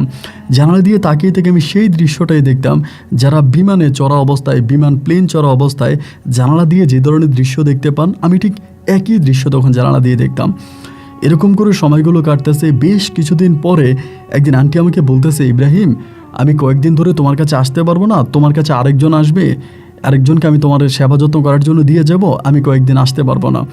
এই কথা বলে এই প্রথম আন্টি আরেকটা মেয়েরই নিয়ে আমার রুমে আসলো। ওই মেয়েটার বয়স আমার কাছে মনে হলো আন্টির থেকেও হয়তো একটু কম হবে। আন্টির থেকে একটু কম বয়স একটা মেয়ে, যার নাম হচ্ছে নুরি। আমার বলো, ওর নাম হচ্ছে নুরি, ও তোমার কাছে এখন থেকে আসবে, তোমাকে খাবার দাবার দিয়ে যাবে। তো আমি কয়েকটা দিন আসতে পারবো না, আমি অন্য কোথাও যাব। এই কথা বলার পরে আন্টি তখন চলে যায়। এরপর আর আন্টি আসে না, কিন্তু ওই নুরিটা আমার কাছে আসতো। 3 বেলা আমাকে খাবার দিয়ে যেত এবং আমার যখন যেটা লাগে আমি বললে আমাকে এটা দিয়ে যেত। মানে একটা রাজার জীবন যেমন করে হয়, ঠিক একটা রাজার মতো করে আমি জীবন যাপন করতে শুরু করে। আমার কাছে মনে হয় আমার ওই ঘরটা আসমানের উপরে, আমার কাছে ঠিক এরকমটাই মনে হয়, কারণ আমি শুধুমাত্র জানালা দিয়ে একটা আকাশ দেখতে পাই, মানে, এবং ওই আকাশটা মনে হয় আমার নিচে যে দৃশ্যটা আমরা বিমান থেকে দেখতে পাই, সেম এইরকম একটা দৃশ্যই আমি তখন ওই ঘর থেকে দেখতে পাই। নুরি আমার কাছে বারবার আসতো। আমি ওকে প্রথমত অনেক জিজ্ঞেস করতাম, আপনি ওনার কি হন, এখানে কেন আসেন, মানে এরকমভাবে ওনাদেরকে অনেক প্রশ্ন করতাম, আপনারা কোথায় থাকেন, আপনারা কি সবাই এখানেই থাকেন, আপনাদের কি কোনো ঘর বাড়ি আছে, বা এরকম অনেক প্রশ্ন আমি মেয়েটাকে করতাম। প্রথম দিকে মেয়েটা কোনো কিছুর উত্তর দিত না, আমার সাথে কথাও বলতো না। শুধু আমি যখন প্রশ্ন করতাম একটা হাসি দিত এবং হাসি দিয়ে বেরিয়ে যাইতো। এই ঘরের কোন দরজা দিয়ে বেরোইতো আমি সেটাও দেখতাম না। এই ঘরের কোন দরজা দিয়ে বেরোতো ওই দরজাটাও আমি দেখতাম না, শুধু দেখতাম বেরিয়ে গেছে, মানে বেরিয়ে চলে গেছে। এইভাবে আরও অনেকগুলো দিন থাকে। আস্তে আস্তে করে 1 দিন, 2 দিন, 3 দিন কাটতে কাটতে এই মেয়েটা আমার সাথে একটা সময় কথা বলতে শুরু করে। এবং আমাকে বলে, আমাকে যে জায়গাটা রেখেছে এটা হচ্ছে তাদের মেহমানখানা। মানে পৃথিবী থেকে মাঝে মাঝে কিছু মানুষকে তারা এখানে আনে, যাদেরকে প্রয়োজন মনে করে বা তারা ইচ্ছে করলে মানুষকে আনতে পারে এই জায়গায়। এটা হচ্ছে মেহমানখানা, এখানে শুধুমাত্র পৃথিবীর মানুষদেরকে আনা হয়, এটা হচ্ছে একটা মেহমানখানা, এই জায়গায় রাখা হয়। আমাকে এটা বলে। তো আমি বললাম যে এখানে কি কোনো মানুষ নাই, আর কোনো মানুষ নেই? বলে না, আর কেউ নেই, আপনিই আছেন। আমি তখন বললাম যে তাহলে আপনারা কোথায় থাকেন, মানে আপনাদের ঘর বাড়ি কোথায়, আপনারা কোথায় থাকেন? তিনি তখন বললো, আমরা আরও উপরে থাকি, আমরা যে জায়গায় থাকি ওই জায়গায় আপনাকে নিতে পারবো না, এটা আরও উপরে, ওখানে আপনি যেতেও পারবেন না, ওইখানে গেলে আপনি পুড়ে যাবেন, আপনার ওই শরীর ওখানকার জন্য স্থায়ী না, আমাকে এটা বলে। তো আমি এরকম করে তার সাথে কথাবার্তা বলি। একটা সময় আমার বুকটা অনেক ভার হয়ে আসতেছিল। আমার কাছে মনে হয় এরই মাঝে বহু বৎসর কেটে গেছে, মানে আমার যেটা ধারণা আর কি, মনে হয় যেন বহু বৎসর কেটে গেছে, কারণ আমার চেহারার অনেক পরিবর্তন হয়ে গেছে, আমি অনেক মোটা হয়ে গেছি, স্বাস্থ্য বেড়ে গেছে, বা নিজের গঠন দেখে মনে হলো যে এখানে অনেকগুলো মাস বা অনেকগুলো বৎসর কেটে গেছে। এবং আমি একটা সময় এই মেয়েটাকে জিজ্ঞেস করি যে আমি যে আসছি আজকে কত বৎসর? এই মেয়েটা তখন আমাকে বলে পৃথিবীর হিসাবে প্রায় 8 থেকে 8.5 বৎসরের কাছাকাছি হয়ে গেছে, যেটা পৃথিবীর দিন তারিখ 365 দিনে মাস, মানে 365 দিনে হচ্ছে আপনার বৎসর, ওইরকম হিসাব করলে প্রায় 8 থেকে 9 বৎসর হয়ে গেছে, এই মেয়েটা আমাকে বলে। আমার ভিতর তখন আর ভালো লাগতেছিল না, আমার ভিতর অনেকটা কষ্ট কাজ করতেছে, আমি এখানে থাকবো না। এই দিনগুলো, এই 8 থেকে 9 মাস, কিন্তু এই 8 থেকে 9 বছর কিন্তু শুধু নুরি মেয়েটাই আমার কাছে আসতেছে, আমি কিন্তু ওই আন্টিকে দেখতে পাচ্ছি না, বসরি আন্টি কিন্তু আর আমার কাছে আসে নাই, টোটালি আসে নাই। এভাবে এই 8 থেকে 9 বছর পরে একটা পর্যায়ে আমি মেয়েটাকে বলতে শুরু করলাম যে আমি এখানে আর থাকবো না, আমার এখানে থাকতে ইচ্ছে হচ্ছে না, আমার নিঃশ্বাস বন্ধ হয়ে আসতেছে, আমার ভালো লাগতেছে না, আমি এই জায়গা থেকে চলে যাব। মেয়েটা তখন আমাকে বলে, আমি তো আপনাকে পৃথিবীতে দিয়ে আসতে পারবো না, আপনাকে যে এনেছে সেই আপনাকে দিয়ে আসতে পারবে। আমি তখন বললাম যে আপনি ওনাকে ডাকেন, আমার আন্টিকে আমার কাছে আসতে বলেন, আমি আন্টির সাথে কথা বলবো, আমি এখান থেকে চলে যাব। আমার এখানে ভালো লাগছে না, আমার দম বন্ধ হয়ে আসতেছে, আমার নিঃশ্বাস বন্ধ হয়ে আসতেছে, আমি এখানে থাকবো না। মেয়েটা তখন বলে, দেখেন এখান থেকে যদি আপনি যান আপনার ব্রেন আউট করে দেওয়া হবে। মেয়েটা আমাকে বলে, আপনাকে পাগল বানাই দেওয়া হবে। একটা সুস্থ মানুষকে আর এখান থেকে ব্যাক করায় না, মানে এখানে যারা আসে মেহমান হিসেবে তাদেরকে যখন আবার পৃথিবীতে প্রেরণ করা হয় তাদের স্মৃতিশক্তি নষ্ট করে দেওয়া হয়। স্মৃতিশক্তি নষ্ট করে দেওয়া হয় এই কারণে যাতে এখানকার তথ্য মানুষ বাইরে গিয়ে কাউকে দিতে না পারে। আমি তখন বললাম, মানে আমাকে পাগল করে দুনিয়াতে পাঠানো হবে? বলে, হ্যাঁ, আপনাকে পাগল করেই দুনিয়াতে পাঠানো হবে। আমি তখন বললাম, আপনি আন্টিকে আসতে বলেন, আমি আন্টির সাথে কথাবার্তা বলবো। এভাবে বেশ কয়েকদিন পরে একদিন আন্টি আসছে এবং আন্টিকে দেখে সেদিন আমার মনে হলো তিনি একটু রাগান্বিত, একটু ক্লান্ত। আমাকে এটা আমি এটা দেখলাম। পরে আমার কাছে উনি এসে পৃথিবীর মানুষ সম্বন্ধে অনেক অভিযোগ করতেছে। মানুষ অনেক খারাপ, মানুষ যাতে উপকার করলে তারা মানুষের ক্ষতি করে, মানুষ যাতে অনেক খারাপ, মানুষের কাছ থেকে যত দূরে থাকা যায় ততটাই ভালো, এইরকম করে উনি মানুষের বদনাম করতেছে আমার কাছে। আমি তখন বললাম, আন্টি, ওই নুরি বলল আমি যদি আমার বাড়িতে ফিরে যাই, আমার দেশে যাই, তাহলে নাকি আপনি আমাকে পাগল করে আমার দেশে পাঠাবেন, আমার ব্রেন নষ্ট করে পাঠাবেন। আন্টি, আমাকে কেন ব্রেন নষ্ট করে আমার পরিবারের কাছে বা আমার দেশে আমাকে পাঠাবেন? আমার ব্রেন আপনি কেন নষ্ট করবেন? উনি তখন আমাকে বলে, ব্রেন নষ্ট না করলে অনেক সমস্যা আছে, অনেক ঝামেলা আছে, এই জন্য তোমার ব্রেন নষ্ট করে দিব, তোমাকে পাগল বানাই দেবো, কিন্তু কোনো সমস্যা নেই, তুমি সবার কাছে সবার সাথে পাগল হলেও তুমি আমার সাথে ভালো থাকবা বা নুরির সাথে ভালোও থাকবা। আমরা যখন যাব তুমি আমাদেরকে দেখবা, আমাদের সাথে কথাবার্তা বলতে পারবা। আমি বললাম যে না, আমি পাগল থাকতে চাই না। তো উনি আমাকে বলে, না, এখান থেকে যেতে হলে পাগল হতেই হবে। একটা পর্যায়ে তিনি তখন আমাকে ওইভাবেই তাদের যে নিয়ম আছে ওই নিয়ম অনুযায়ী তিনি আমাকে পাঠালো, দুনিয়াতে পাঠালো বলতে আমাকে আমার পরিবারের কাছে, আমার কাকার বাড়ির আশেপাশে। তখন কিন্তু আমার কাকা মারা যায় এবং আমার কাকা মারা যায় আরও 4 বছর আগে, এটা আমি জানতাম না। এবং ওই বস্ত্রী যখন আসে, আমার আন্টি এসে তখন বলে, এবং কাকা মারা যাওয়ার পরে তখন আমাকে আমার বাড়িতে দিয়ে গেলে পরে আমি তখন আমার বাড়িতে যাই। প্রায় 9 বছর পর আমি বাড়িতে গেছি। আমি সবাইকে দেখতে পাই, আমার যতটুকু মেমোরিজ আছে আমি বলি, আমি সবাইকে দেখতে পাই, আমি সবার সাথে কথা বলি। কেউ আমাকে প্রশ্ন করে এতদিন কোথায় ছিলে, আমি সুন্দর করেই বলি এবং সবাই বলবো পাগল হয়ে গেছে, ও পাগল। সবাই আমাকে পাগল ডাকে, কিন্তু কেন আমাকে পাগল ডাকে এইটা আমি বুঝি না। নুরি আন্টি যখন আমার কাছে বস্ত্রী আন্টি যখন আমার কাছে আসে, উনি আমার সাথে কথাবার্তা বলে, আমি ওনাকে বললাম যে আমি তো ঠিক আছি, আমি তো সবার সাথে ভালো করেই কথা বলি, তাহলে কেন সবাই আমাকে পাগল ডাকে? আমাকে যে প্রশ্ন করে আমি সেই প্রশ্নের উত্তর দেই, আমি ঠিকমতো চলাফেরা করি, এরপরেও মানুষ কেন আমাকে পাগল ডাকে? আমার ভিতরে পাগলের এমন কি আছে, কেন সবাই আমাকে পাগল ডাকে? তো এরকম করে আন্টি আসতো এবং আন্টি আস্তে আস্তে একটা সময় আন্টি আমাকে বলে যে জানি না ওনার পৃথিবীর মানুষের সাথে কার সাথে কী হয়েছে, উনি আর পৃথিবীতে খুব একটা আসে না, আমাকে এরকম পাগল বানাই দিয়ে গেছে। এবং আমাকে খাবার দেয়, আমি যাদের কাছে খাবার চাই মানুষ আমারে খাবার দেয়, আমি খাবার খাইতেছি, রাস্তার মধ্যে ঘুরতেছি, হাঁটতেছি, ফিরতেছি, ভালো কথা বললেও মানুষ আমারে বলে এখান থেকে যা, এই পাগল এখান থেকে যা, কেউ আমার সাথে কথা বলতে চায় না। আমি কারোর সাথে ভালো ব্যবহার করতেছি, ভালো কথা বলতেছি, তাও মানুষ আমাকে অনাজ্ঞা করে, অবহেলা করে, আমাকে দূরে ঠেলে দেয়, আমার কাছাকাছি আসতে চায় না, আমার সাথে কথা বলতে চায় না। আমি আসলে বুঝতে পারতেছিলাম না যে আসলেই আমার সমস্যাটা কোথায়, কেন মানুষ আমার সাথে কথা বলতে চায় না, আমি কথা বলতে গেলে আমাকে দূরে ঠেলে দেয়, আমাকে ইগনোর করে। এর কোনো যথাযথ কারণ আমি তখন খুঁজে পাই না। এরপরও তখন দিন রাতগুলো পার করতেছি, ওখানেই বসে আছি এবং এরকম করতে করতে আন্টি যখন আর আমার কাছে আসে না, ওই যে নুরি একটা মেয়ে ছিল, এই আমার কাছে আসতো। তখনও মাঝে মাঝে আসলে আমি নুরিরে বলতাম যে নুরি, আমার তো ভাল লাগতেছে না, আমার এই পৃথিবী ভাল লাগে না, সবাই আমাকে পাগল বলে, মানুষ আমাকে খাবার দেয়, আমি গোসল করি, খাওয়া দাওয়া করি, সব করি, তারপরেও মানুষ বলে আমার গায়ে নাকি দুর্গন্ধ, মানুষ আমার কাছে আসতে চায় না, আমার কাছ থেকে দূরে সরে যেতে চায়, আমাকে অবহেলা করে, কেন আমার সাথে এগুলো করে? আর আন্টিও ঠিক আগের মতো আর আমার কাছে আসে না, আমার সাথে কথা বলে না, এবং আমার কাছে কেন জানি সব কিছুই খুব এলোমেলো মনে হচ্ছে। আমার এই জীবন ভালো লাগে না, আমি সবার সাথে স্বাভাবিকভাবে মিশতে চাই, সবার সাথে স্বাভাবিকভাবে থাকতে চাই এবং আমি আমার আগের জীবনটাতেই ফিরে যেতে চাই। নুরি তখন আমাকে বলে, আমি পারবো তোমাকে তোমার আগের জীবনে ফিরিয়ে দিতে, কিন্তু এইটা করলে পরে আমার মায়ের কাছে আমাকে অনেক দায় দিতে হবে, বস্ত্রীর কাছে অনেক দায় দিতে হবে, এবং আমার মা চায় না যে আমিও এই জায়গায় আসি, আমার মাও পৃথিবীতে আসা খুব কমিয়ে দিয়েছে। মাও মানুষের সাথে মিশা বা আগে যেরকম মানুষের উপকার করত, মা প্রতি রাতে বিচরণ করত, কোথায় কোন মানুষ কোন বিপদে আছে সেই মানুষকে সাহায্য করত। মা মায়ের মতো করে মায়ের সর্বোচ্চটা দিয়ে মানুষকে সাহায্য করে যাইতো। কিন্তু এখন আর আমার মা মানুষকে সাহায্য করতে চায় না। আমার মা বলে মানুষ জাতি বেঈমান জাতি, এবং এই জন্য মা কেন জানি মানুষের কাছ থেকে দূরে থাকে। এই যে আমি তোমার সাথে দেখা করার জন্য আসি বা আমি তোমার সাথে মাঝামাঝি এসে কথা বলি, এটাও আমার মা পছন্দ করে না। আমার মা আমাকে বলে আমি যাতে পৃথিবীতে না আসি এবং বিশেষ করে কারোর সাথেই কোনো কথা না বলি, পৃথিবী থেকে যত দূরে থাকি। এরপরও তোমার জন্য মায়া লাগে, দীর্ঘদিন তুমি আমাদের মহলে ছিলা, মেহমান হিসেবে ছিলা, এই জন্য তোমার কাছে আমি আসি। ওই সময় বসরি আন্টি টোটালি আর আসে না, মানে একেবারেই আসা বন্ধ করে দেয়। এরকম করতে করতে আমি নুরিরে বলি যে নুরি, আমার কাছে কোনো টাকা পয়সা নাই, আমার ইচ্ছে করতেছে আমি নিজের টাকা পয়সা দিয়ে কিছু একটা করি, আমার এরকম ইচ্ছে করতেছে। নুরি আমাকে বলে আমি জানি মা আমার উপরে রাগ করবে এবং মা আমার অনেক ক্ষতিও করবে, এরপর আমি তোমাকে ভালো করাই দিব, কিন্তু তোমাকে আমি কোনো টাকা পয়সা দিতে পারবো না, ওরকম কোনো ক্ষমতা আমার নাই।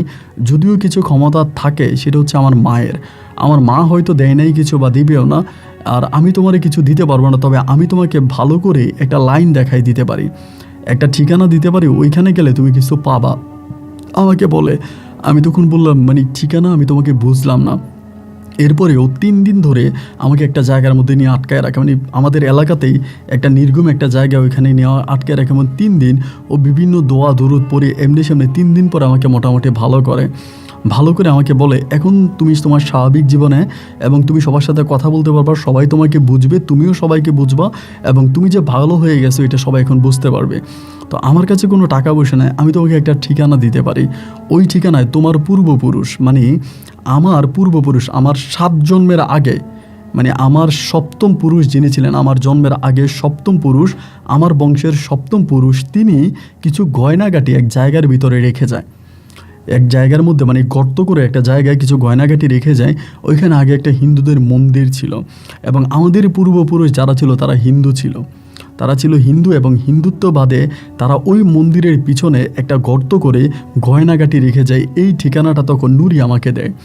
নুরি আমাকে বলে ওই মানে ওই মন্দিরের পিছনে ঠিক আমাকে হাতে মেপে দেয় 3 হাত বা 4 হাত ওইরকম, এটার পরে তুমি এখানে গর্ত করবা এবং গর্ত করলে পরে ওখানে কিছু গয়নাগাটি পাবা, এগুলো বিক্রি করে তুমি কিছু একটা করো। তো সেখান থেকে 3 দিন পর আমি যখন ওই জঙ্গল থেকে বেরিয়ে আসি, ওই জায়গা থেকে বেরিয়ে আসি, তখন সবাই আমাকে দেখে অবাক হয়ে যায়। সবাই বলে আমার ব্রেন ভালো হয়ে গেছে। যে মানুষগুলোর সাথে আমি আগে যেরকম করে কথা বলতাম এখনও একইভাবে কথা বলি, কিন্তু তারা আমাকে আগে পাগল বলতো আমার ব্রেনের সমস্যা আছে, আমি পাগল হয়ে গেছি। কিন্তু এই মানুষগুলো এখন আমার সাথে খুব ভালো করে কথা বলে, খুব সুন্দর করে কথা বলে, অনেক মিষ্টি করে কথা বলে। আমার যে ব্রেন আউট ছিল আমি তখনও বুঝতে পারিনি, এখনও বুঝতে পারি না। আমি আগে যেমন ছিলাম এখনও ঠিক তেমনই আছি, কিন্তু তারপরও তারা বলে আগে নাকি আমি পাগল ছিলাম, কিন্তু এখন আমি ভালো হয়ে গেছি। যাই হোক, এর কোনো সঠিক ব্যাখ্যা আমার কাছে নাই। তো এরকম করে তখন সবার সাথে মিশতেছি, এবং নুরি আমাকে যেই ঠিকানাটা দেয় ওই ঠিকানাটা, এটা একটা মন্দির, এটা একটা কালীবাড়ির মন্দির ছিল, এখন নাই, আরও বহু বছর আগে, আমার জন্মের আগেরও ওই মন্দির মানে পরিত্যক্ত অবস্থায় পড়ে আছে। মন্দিরের পিছনে একদিন সন্ধ্যার পরে আমি যাই এবং নুরি আমাকে জায়গাটা দেখায় দিই। সেই জায়গাটার ভিতরে আমি প্রায় আমার কোমরেরও উপর পর্যন্ত, প্রায় আমার বুক পর্যন্ত গর্ত করে কোদাল দিয়ে, এবং বুক পর্যন্ত গর্ত করতে করতে করতে করতে একটা পর্যায়ে আমি ওখানে কিছু গয়নাঘাটি পাই। এবং এগুলো খুব যে বেশি গয়নাঘাটি তাও না, মানে মোটামুটি প্রায় 5-7 লাখ টাকার মতো হবে গয়নাঘাটি যদি বিক্রি করি, এরকম কিছু গয়না পাই। এবং এই গয়নাগুলো পাওয়ার পরে নুরি আমাকে বলে এগুলো বিক্রি করে তুমি কিছু একটা করো। এরপরে গয়নাগুলো আমি তখন বিক্রি করি, এবং গয়নাগুলো আমি পরিষ্কার করি প্রথমে, এবং পরিষ্কার করে আমি এগুলো বিক্রি করি। এবং যেই দোকানে আমি গয়নাগুলো বিক্রি করি তারা বলে যে তারা এরকম গয়না আর দেখে নাই, খুব খাঁটি, এখনকার বলে 24 ক্যারেট এরকম, মানে খুব খাঁটি গয়না ওরকম করে বলে। এই গয়নাগুলো বিক্রি করে আমি সেই সময়ের, আজ থেকে প্রায় বহু বছর আগে, আমি প্রায় আপনার 7.5 লাখ টাকার মতো পাই। ওই সময় 7.5 লাখ টাকা আর বর্তমানে 50 লাখ টাকার সমান হবে। এই 7.5 লাখ টাকা দিয়ে আমি তখন আস্তে আস্তে করে ব্যবসা বাণিজ্য শুরু করি, এবং অনেকেই আমাকে বলে আমি কই পাইছি এত টাকা, আমি কোথায় পেলাম, আমি ব্যবসা বাণিজ্য করতেছি, এত টাকা পাওয়ার উৎস কি, মানে সবাই আমাকে বলতেছে। তো আমি আর মানে কারো কাছে কোনো কিছু ব্যাখ্যা দেই না, এবং অনেকেই কিন্তু মনে করে আমার সাথে জিন আছে, পরি আছে, এটা অনেকেই বলে। আমাদের গ্রামের যত মানুষ আছে এখনও বলে আমার সাথে জিন আছে, পরি আছে, আমি জিন পরি নিয়ে চলাফেরা করি, এবং এটা সবাই বলে। তো মানুষ এগুলো বলে, এতে আমার কোনো কিছু যায় আসে না, এবং এই নিয়ে আমি কোনো চিন্তাও করি না, মানুষের কথা মানুষের মুখে। এমন করতে করতে ব্যবসা বাণিজ্য প্রায় মোটামুটি অনেকটাই বড় হয়ে গেল। এমন করতে করতে হঠাৎ করে একদিন নুরি এসে আমার কাছে কান্না করে। আমার দোকানের সামনে নুরিটি শুধু আমি দেখতে পাইতাম, আমার দোকানে আরও স্টাফ ছিল, কর্মচারী ছিল, তারা কেউ দেখতে পাইতো না। নুরি এসে আমার দোকানের সামনে কান্নাকাটি করতেছে এবং কান্নাকাটি করতেছে দেখে আমি তখন বেরোইছি। বেরোয়ার পরে একটা সাইডে গিয়ে আমি বললাম, কী হয়েছে? আমাকে বলতেছে আমার মাকে বন্দি করে ফেলেছে, মানে বস্তি আন্টিকে বন্দি করে ফেলেছে। আমি তখন বললাম, আন্টিকে বন্দি করে ফেলেছে কে? বলে বরিশালের এক কবিরাজ, নাম হচ্ছে কালীকান্দি। আমি বললাম, কালীকান্দি কবিরাজ? আমি তো ওনার নাম কখনো শুনি নাই। বলে হ্যাঁ, তিনি আমার মাকে বন্দি করে ফেলেছে এবং আমার মা ওনার ওই বন্দি জাল থেকে বেরিয়ে আসতে পারতেছে না। আমার মাকে ওখানে বন্দি করে রেখেছে এবং মাকে বন্দি করিয়ে মাকে দিয়ে উনি বিভিন্ন কালো জাদুর কাজ করতেছে। মাকে বাধ্য করে, মাকে টর্চার করে উনি বিভিন্ন কালো জাদুর কাজ করতেছে, মানুষের ক্ষতি করতেছে। আমার মা আমার সাথে কথা বলেছে, কিন্তু উনি ওখান থেকে বেরিয়ে আসতে পারতেছে না। যদি পারো ওই কবিরাজের হাত থেকে আমার মাকে বাঁচাও। আমি তখন বললাম যে তোমরা জিন পরি হয়ে তোমার মাকে কবিরাজের হাত থেকে বাঁচাতে পারো না, আমি কি করে বাঁচাবো? ওই নুরি তখন আমাকে বলে, আমি তো কবিরাজের বাড়ির আশেপাশেও যেতে পারি না, ওনার শরীরে স্পর্শ করতে পারি না, কারণ উনি ওনার বাড়ি ঘর, ওনার শরীর সব কিছু মন্ত্র দ্বারা বন্ধ করা। এবং তুমি তো ওনার ওই মন্ত্রের জাল ভেদ করে, তুমিও যেহেতু মানুষ, উনিও মানুষ, তুমি ওনার যে কোনো জায়গায় যেতে পারবা। যদি পারো আমার মাকে রক্ষা করো। নুরি আমাকে তখন ঠিকানা দেয়। নুরি ঠিকানা দেওয়ার পরে এর পরের দিনে আমি আমার দোকানের এক কর্মচারীর হাতে আমার পুরো ব্যবসা বুঝিয়ে দিই, মানে দোকান বুঝিয়ে দেই। দোকান বুঝিয়ে দেওয়ার পরে নুরির দেওয়ার ঠিকানায় আমি তখন বরিশালের ওই জায়গায় যাই, যে কবিরাজের নাম বলে সে কবিরাজের বাড়িতে যাই। কবিরাজের বাড়িতে গেলে পরে গিয়ে দেখলাম যে ওনার বাড়িতে প্রচুর পরিমাণের মানুষের অভাব নাই, অনেক মানুষ ওনার বাড়িতে, এবং সবাই ওনার সাথে মিশতেছে, ওনার সাথে কথা বলতেছে এবং বিভিন্ন ধরনের সমস্যার নাকি উনি সমাধা করে। সেখানে যাওয়ার পরে একজন খাদেম মহিলা, নাম হচ্ছে শাহিদা খাতুন। শাহিদা খাতুন নামের একজন মহিলা তখন আমাকে দেখলো, আমার পোশাক আশাক পরিহিত অবস্থায় দেখছে, বুঝতেই পারছে যে আমি মোটামুটি একটু টাকা পয়সাওয়ালা মানুষ। আমাকে তখন পাশে ডাক দিয়ে বললো যে আপনি কার কাছে আসছেন? আমি বললাম আমি কালীকান্দি কবিরাজের কাছে আসছি। বলে কোত্থেকে আসছেন? আমার রাজশাহী থেকে। বলে রাজশাহী থেকে আসছেন, এখানে কি সমস্যা কি? আমি বললাম আমি কবিরাজের সাথে একটু দেখা করতে চাই। তো মহিলাটা বলতেছে যে আচ্ছা ঠিক আছে, কবিরাজ তো এখন ফ্রি নাই, আপনি বসেন, আমি ডাক দিব। প্রায় ঘন্টাখানিক আমি বসে আছি, কিন্তু ওই বাড়ির মধ্যে ঢোকার পরে নুরির সাথে আমার আর কথা হচ্ছে না। আমি আর নুরিকে দেখতে পাচ্ছি না। নুরি আমাকে বলেছে যে ওনার বাড়ির ভিতরে ঢুকলে পরে আমি আর ওর সাথে যোগাযোগ করতে পারবো না। ভিতরে ঢুকলাম, ঢোকার পরে কালীকান্দা কবিরাজের কাছে তখন আমাকে নিয়ে যাওয়া হলো। আমি তখন ওনার সামনে বসছি। বসার পরে উনি খুব চালাক মানুষ, আমার চোখের দিকে তাকিয়ে বলতেছে এখানে কেন আসছেন? আমি বললাম আমি একটু ব্যক্তিগত সমস্যায় ভুগতেছি, আমার সাংসারিক সমস্যা, আমার বিয়ে শাদী হয় না, এবং যেখান থেকে আমার জন্য মেয়ে দেখতে আসে আমার বিয়ে হয় না, আমি বিয়ে করব। বিয়ের জন্য আমি একটা ভালো মেয়ে খুঁজতেছি। উনি আমাকে পানি পড়া দেয়, বলে এই পানি পড়াটা খাবেন, একটা নিয়ম অনুযায়ী আমাকে পানি পড়া দেয়। ওই জায়গায় কিন্তু শাহিদা খাতুন যে মহিলাটা আছে, ওই মহিলাটা ছিল। ওইখান থেকে বেরোইছি, বেরোয়ার পরে পানিটা নিয়ে আসতেছি। মহিলা তখন আমাকে বলে এত দূর থেকে তো আমাদের এখানে কেউ আসে না, আপনি তো আসছেন, আপনার সমস্যাটা কি আপনার বিয়ে হয় না? আমি বললাম যে না। উনি বলে আপনি কেমন মেয়ে চাচ্ছেন? ওই শাহিদা খাতুন বলে।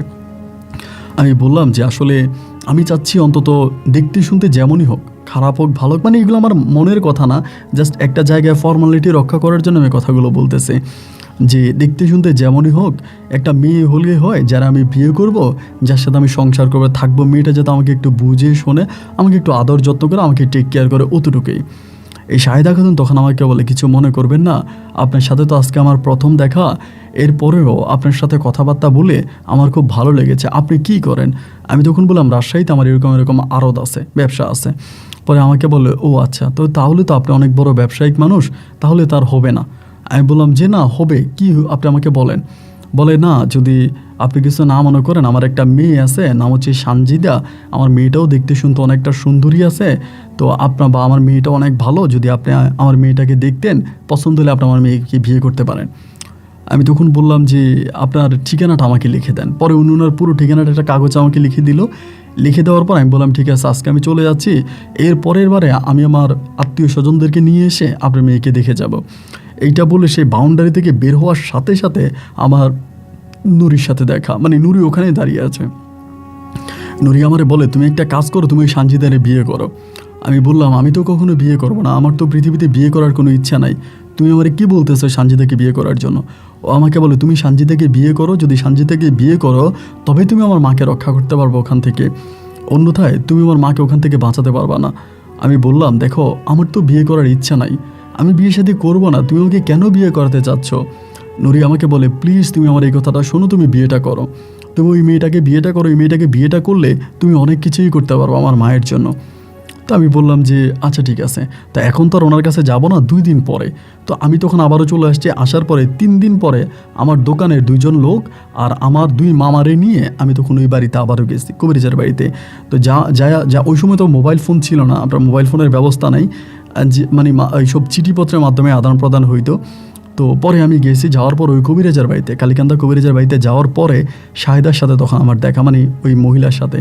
পরে মহিলার আমি বললাম যে আমার মামার আসছে, পরে মহিলা তার বাড়িতে আমাকে নিয়ে গেছে, হঠাৎ করে বাড়িতে নিয়ে গেছে। তুই যতটুকু পারছে উনি মেহমানদারি করছে ওনার মতো করে, এবং রান্না বান্নার আয়োজন সব করছে, ওনার মেয়েরে দেখাইলো। এবং মেয়েও দেখলাম যে মাশাআল্লাহ অনেক সুন্দর, মানে দেখতে শুনতে মেয়েটা অনেক সুন্দর, অনেক মায়াবী চেহারা। পরে মেয়ে দেখে আমার ভালো লাগছে, লাগার পরে আমি মামাদেরকে বললাম যে আমি বিয়ে করার জন্য রাজি। পরে মামারা ওনার সাথে কথাবার্তা বলে একটা দিন তারিখ ঠিক করলো।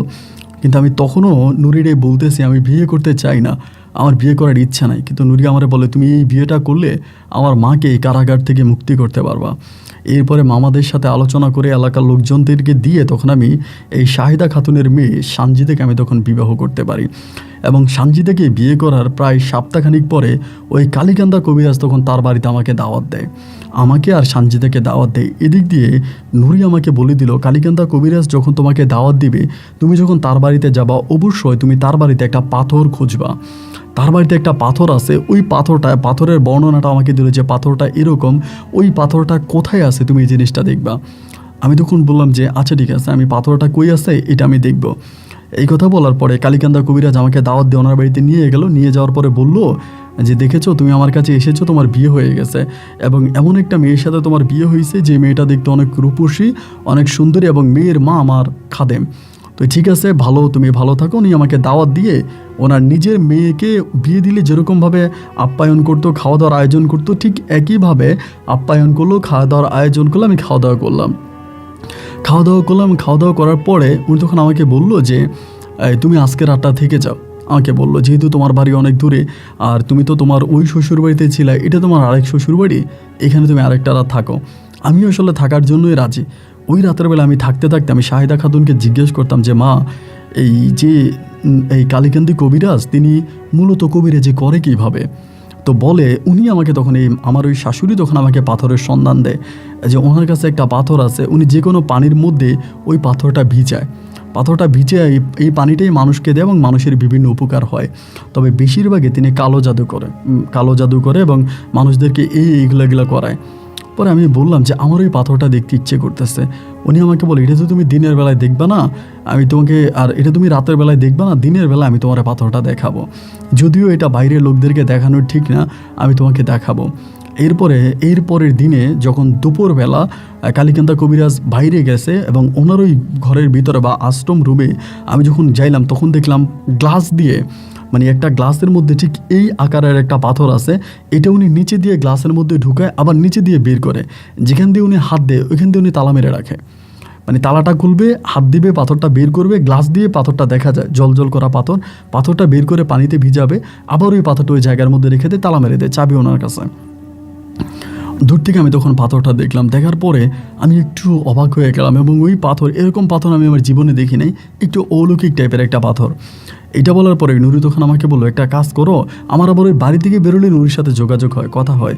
নুরিকে আমি বললাম যে পাথর তো আমি দেখেছি এবং এই পাথরের বর্ণনা এরকম। ও আমাকে বলে, হ্যাঁ এই পাথরে যেভাবেই পারো এই পাথরের উপরও আমাকে একটা দুধ দেয়, মানে দুধের একটা দেয়, গ্লাস দেয় বা একটা কৌটা দেয়, যে এই সাদা জিনিসটা পাথরের উপরে ঢেলে দিতে পারলেই হবে, এইটা তুমি যে করে পারো পাথরের উপরে ঢালবা। আমি বললাম এটা তো এক গ্লাস দিয়ে উপরের দিকে ঢাকা, এবং এটা আমি পাথরের কীভাবে ভাঙবো?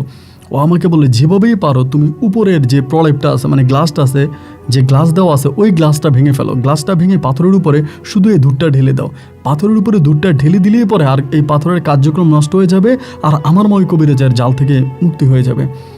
এভাবে প্রায় 15-16 দিন পরে আমি আবারও বললাম যে আমার বউ সানজিদারে বলতেছি তোমার ওই কালীকান্দা কবিরাজের বাড়িতে যাব। সানজিদা আমাকে বলে, এতবার ওনার বাড়িতে ওই দিন না গেলে এখন আবার কেন যাবেন? আমি বললাম যে না যাব।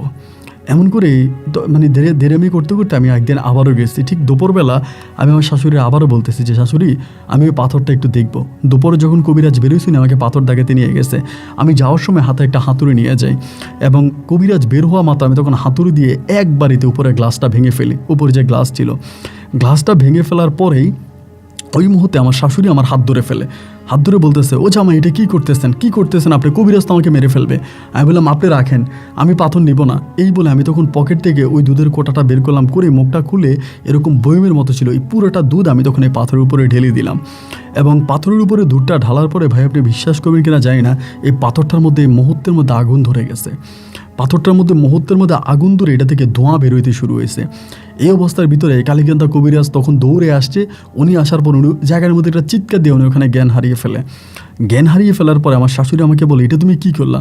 আমি বললাম এই কালীকান্দা কবিরাজ মানুষের অনেক ক্ষতি করতেছে, উনি কালো জাদু করে মানুষকে ধ্বংস করতেছে, উনি এই পর্যন্ত অনেক মানুষের জীবন নষ্ট করছে, উনি সংসারে ঝামেলা সৃষ্টি করে, মানুষের বিবাদ সৃষ্টি করে, মানুষের ক্ষতি করে এই পাথর দ্বারা, তাই এই পাথর আমি নষ্ট করে দিলাম। আপনি কোনো সময় কালীকান্দা কবিরাজের বাড়িতে আর আসবেন না, আমি আপনাকে চালাবো, আপনি আমার সাথে চলে আসেন। উনি বললো না তুমি যাও, তুমি এখানে থাকো না, ওই কবিরাজ তোমাকে ফাইলে মেরে ফেলবে। এরপরে আমি তখন ওইখান থেকে আমার বাড়িতে রাজশাহীতে চলে আসি। আসার পরে সানজিদা তখন আমার গ্রামের বাড়িতেই ছিল এবং আসার পরে সানজিদার আমি বললাম যে আমি কালীকান্দা কবিরাজের এরকম আশ্রম নষ্ট করে দিয়ে আসছি। ও তখন আমাকে বলে এটা তুমি ঠিক করো নাই, আমার আম্মাকে এখন কালীকান্দা কবিরাজ অনেক ঝামেলা করবে। এবং এরপরে কালীকান্দা কবিরাজ আমার নামে, আমার শাশুড়ির নামে, আমার ওয়াইফের নামে কিন্তু মামলা করে, থানাতে মামলা করে। ওনার আমি অর্থের মামলা করে, অর্থদণ্ড মামলা করে এবং অনেক ঝামেলা করে, আমাদের ক্ষতি করার চেষ্টা করে। কিন্তু এরই মাঝে নুরির মাধ্যমে আমি বস্তি আন্টিকে মুক্ত করতে পারি।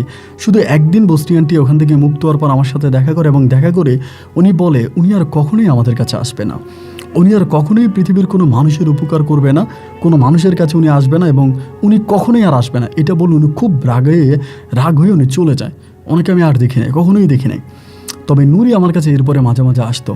আসলে পরে আমি নুরিরে বলতাম তুমি আর আমার কাছে আইসো না, এখন তো আমি সংসার করছি, আমার বউ আছে, আমার বউয়ের সাথে আমার সংসার হচ্ছে, তুমি আইসো না। এরপরও নুরি মাঝে মাঝে আসতো। আর নুরি যে আসতো আবার ও আমাকে বলে আমি আমার মায়ের চোখ ফাঁকি দিয়ে অনেক গোপনে গোপনে তোমার কাছে আসি, যদি আমার মা কখনো জানতে পারে, মা যদি কখনো দেখে তাহলে মা আমার অনেক ক্ষতি করবে। এরকম করে একদিন, 2 দিন, 3 দিন করে সময়গুলো কাটতে কাটতে আমার বউ সানজিদা কিছুটা বুঝতে পারে যে কোনো একটা জিনিস আমার কাছে আসে এবং কোনো একটা জিনিস আমার সাথে কথা বলে এবং এরকম করেও জিনিসগুলো বুঝতে পারার পরে আমার বউ তখন করে কি আমাদের ওই বাড়িটা বন্ধ করার ব্যবস্থা করে। ওর মাকে আইনা কোন অন্য কবিরাজ দিয়ে আমাদের বাড়িটা, মানে রাজশাহীর আমাদের বাড়িটা বন্ধ করে। ওই সময় আমার শাশুড়ি কিন্তু আমার সাথে থাকতো, আমার শাশুড়ি সায়দা আমার সাথে থাকতো, সানজিদা আমার বউ, ওরা আমরা একসাথেই থাকতাম। যেহেতু আমার বাবা মানে আমার শাশুড়িকে আমি সাথে রাখছি। এই বাড়িটা বন্ধ করে প্রায় 5 দিন 7 দিন তখন কিন্তু নুরির সাথে আমার মাঝে মাঝে দেখা হতো, মাঝে মাঝে হতো না। নুরি মাঝে মাঝে আসতো, এসে আমার সাথে দেখা করতো, আবার চলে যেত, খুব কম সময় থাকতো। আগে যেরকম লম্বা সময় ধরে দেখা করতে থাকতো ওরকম না, মাঝে মাঝে আসে চলে যায়। এরকম করতে করতে প্রায় বৎসর খানিক পরে আমার ঘরে একটা কন্যা সন্তান হয়। সানজিদার ঘরে আমার একটা মেয়ে হয় এবং আমার মেয়েটাকে আমি নুরিরে দেখাই। নুরি আমার মেয়েটাকে একটা চেন দেয়, একটা স্বর্ণের চেন দেয় এবং ওই স্বর্ণের চেনটা দেওয়ার পরে এই চেনের মধ্যে একটা রকেট থাকে এবং ওই রকেটটা দেখার পরে ওই কবিরাজ, কালীকান্দা কবিরাজ একদিন আমাদের বাড়িতে বেড়াইতে আসে। আমাদের ঘরে আসার পরে ওই কালীকান্দা কবিরাজ আমার মেয়েটারা তখন কোলে নেয়, মানে সানজিদার মেয়েটারা কোলে নেওয়ার পরে ওই ধুলটা, মানে এই স্বর্ণের চেনটা দেখতে পায় এবং রকেটটা দেখতে পাওয়ার পরে কালীকান্দা কবিরাজ তখন এই ঘরের মধ্যে আমার নিয়ে বসে, আমার নিয়ে বলতেছে এটা কে দিছে? আমি বললাম আমার এক বন্ধু দিছে। বলে না তোমার কোনো বন্ধু দেয় না, তুমি সত্যি কথা বলো এটা কে দিছে, এবং তুমি আমার পাথর নষ্ট করলা, পাথর বাংলা, তুমি পাথরের পাওয়ার নষ্ট করলা, কেন করলা? মানে ওই দিন উনি আমাকে এমনভাবে ধরে যে আমি ওনার কোনো প্রশ্নের জবাব দিতে পারি না। উনি আমাকে বলে তুমি আমাকে সত্যি কথা বলো, যদি সত্যিটা বলো তাহলে তোমার জন্য ভালো। এবং একটা পর উনি আমাকে এমনভাবে ধরে আমি বাধ্য হয়ে তখন ওনার কাছে সত্যতা স্বীকার করলাম। আমার শাশুড়ি ছিল সাহেদা ছিল, আমার বউ সানজিদা ছিল, আমার মেয়ে ছিল, সবার সামনে আমি তখন সত্যিটা স্বীকার করলাম যে এই ঘটনা, আমি ওই পরীটাকে রক্ষা করার জন্য আপনার পাথর নষ্ট করছি। উনি আমাকে বলে ওনার মেয়ে কি নুরি তোমার কাছে আসে? আমি বললাম হ্যাঁ, ওই কিছুদিন আগেও আসছে, মাঝে মাঝে আসে। উনি আমাকে বলে নুরিকে উনি বন্দি করবে, উনি আমাকে বলে নুরিরে আমি বন্দি করবো। এবং নুরিরে বন্দি করার পরে উনি আমাকে এমন লোভ দেখায়, মানে টাকা পয়সার এমন লোভ দেখায় যেটা আপনাকে বললে আপনি অবাক হয়ে যাবেন। ওনার নিজের 2টা বাড়ি আছে বরিশাল শহরে, নিজের বাড়ি। উনি আমাকে বলে ওই 2টা বাড়ি উনি আমার নামে লিখে দিবে 2টা বাড়ি আমার নামে লিখে দিবে এবং টাকা পয়সা দিবে, আমি যা চাই তাই দিবে, শুধুমাত্র এই নুরিরে বন্দি করার জন্য যাতে আমি ওনাকে সাহায্য করি। আমি ওনাকে সাহায্য করলে উনি বলে নুরিরে বন্দি করতে পারবে। আমি বললাম যে না, আমি এটা করব না। ধন সম্পদ অনেক কিছু লোভ উনি আমাকে দেখায়, আমি করব না। একটা পর্যায়ে আমার বউ সানজিদাও লোভের বশবর্তী হয়ে যায়। আমার শাশুড়ি শাহেদা তো আছেই, এবার সানজিদাও লোভের বশবর্তী হয়ে বলে তুমি এটা করো। আমি বললাম আমি এটা করব না। এই করবো না বলাতে আমার শাশুড়ির সাথে আমার বউয়ের সাথে আমার দ্বন্দ্ব, ঝগড়া ঝামেলা, এবং এই ঝগড়া ঝামেলা হতে হতে একটা পর্যায়ে আমার বউ সানজিদা, আমি এটা কেন করব না, কী কারণে আমি করব না, এবং আমার বউ মনে করে ওই পরীর সাথে আমার একটা সম্পর্ক আছে এবং খারাপ সম্পর্ক আছে, যার জন্য আমি পরীকে বন্দি করতে দেই না। এই সন্দেহের বশবর্তী হয়ে আমার শাশুড়িও একই কথা বলে যে ওই পরীর সাথে আমার একটা সম্পর্ক আছে, আমার একটা খারাপ সম্পর্ক আছে, এই জন্য আমি পরীকে বন্দি করতে দিই না। একসময় আমার বউটা আমার মেয়েটাকে নিয়ে আমার পরিবার থেকে চলে যাওয়ার পরে সে আমাকে বারবার বলে যে তুমি পরীটাকে বন্দি করাইতে কালীকান্দা কবিরাজকে সাহায্য করো। আমি বলছি আমি এটা করবো না, এটা আমি কখনোই করব না, এবং এইটা আমি কখনো নুরিকেও বলি নাই যে তারে বন্দি করার জন্য আমাকে এরকম প্ররোচনা দেওয়া হয়েছে।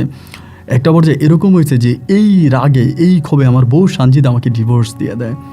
আমার মেয়েটাকে সহ আমাকে ডিভোর্স করে দেয়। আমাকে ডিভোর্স করে দেওয়ার পরে এই শাহেদা সানজিদাকে অন্যত্রে বিয়ে দিয়ে দেয়। আমার শাশুড়ি আমার বউটাকে অন্য জায়গায় বিয়ে দিয়ে দেয়, আমার সাথে ডিভোর্স করায়। এবং এই ডিভোর্সগুলো হওয়ার পরে এই যেই ঘরের মধ্যে আমরা কথাবার্তা বলতাম, এগুলো কিন্তু কিছুই নুরি জানতো না। নুরি কিন্তু জানতো না যে আমরা ওই বন্দি জায়গার ভিতরে, যে জায়গাটা বন্ধ রাখা, ওই জায়গার ভিতরে কথাবার্তা বলে, কী কথাবার্তা বলে, কিন্তু নুরি জানতো না। আমাকে বারবার জিজ্ঞেস করে যে কী কথা হয়েছে বা কী হয়েছে, আমাকে বারবার বলে। আমি একদিন নুরির কাছে বলি যে তারা এটা বলছিলাম, এটা করি নাই। নুরি আমাকে বলে এই প্রথম আমি কোনো একটা মানুষ পেলাম যে লোভের বশবর্তী হয়ে আমাকে বন্দি করায় নাই। তুমি আমাকে বন্দি করাইলে তো অনেক কিছু পাইতা, করলা না কেন? আমি বললাম না, তোমার মা আমার মাকে এত ভালোবেসেছে এবং তুমি আমাকে অনেক উপকার করেছো, আমি কেন তোমাকে বন্দি করব।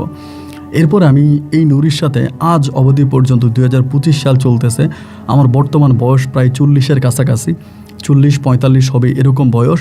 এই বয়সটা পর্যন্ত এই নুরি আমার সাথে আছে। এরপরও নুরি আমাকে অনেক জায়গায় মেয়ে দেখাইছে বিয়ে করার জন্য, আমি আর বিয়ে শাদী করি নাই, এখনও বিয়ে শাদী করি না, ব্যবসা বাণিজ্য করি এবং দোকানপাট চালাই। এই নুরি সবসময় আমার সাথে আছে।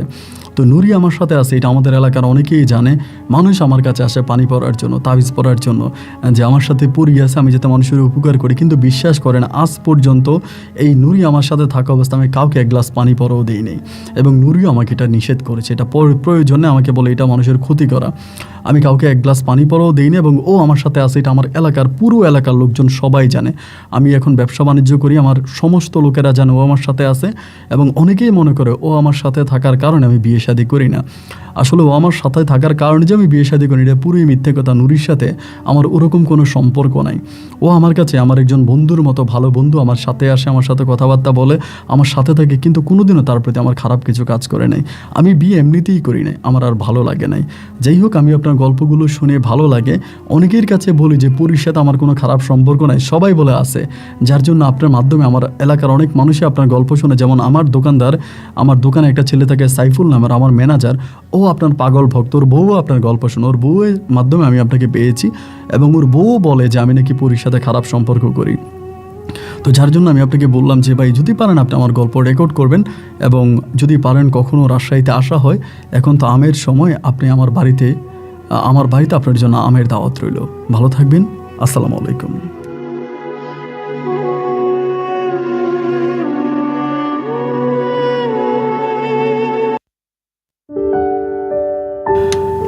বন্ধুরা, সবাইকে অনেক ধন্যবাদ এই পর্যন্ত আমার সাথে থেকে রাজশাহীর ভাই মোহাম্মদ ইব্রাহিম হোসেনের জীবনের এই তাজ্জব বাস্তব গল্পটা শোনার জন্য।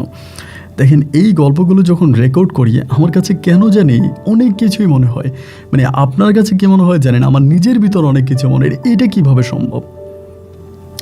কিভাবে সম্ভব। তো যাই হোক, ওনার মাধ্যমে 2টা পড়ি, এবং আমি ওনার গল্পটা রেকর্ড এই জন্যই বিশেষ করে করেছি। এরকম গল্প আমি পাইনি যে এইরকম সুযোগ পাওয়ার পরেও পরিরে বন্দি করলে কিন্তু ইব্রাহিম আজকে কোটি টাকার মালিক থাকতেন, কিন্তু তিনি সেটা করেন নাই। এবং ওনার মতো নীতিবান মানুষ আমার মনে হয় জীবনের গল্পের অনুষ্ঠানে এই প্রথম পেলাম। যাই হোক, আল্লাহ ওনার নেক হায়াত দান করুক, আল্লাহ ওনাকে ভালো রাখুক, ওনার সুস্থতা কামনা করছে, এবং ওনার সাথে যে নুরি আছে সেই নুরিকেও আল্লাহ দীর্ঘদিন বাঁচিয়ে রাখুক, সেই শুভকামনায় আজকের মতো এখানেই বিদায়। এই গল্প নিয়ে যদি আপনার কোনো মতামত থেকে থাকে কমেন্ট বক্সে লিখবেন। ইনশাআল্লাহ আপনার সাথে আমার আবারও দেখা হবে অন্যদিন অন্য কারো বাস্তব জীবনের গল্প নিয়ে। আল্লাহ হাফেজ এন্ড আসসালামু আলাইকুম।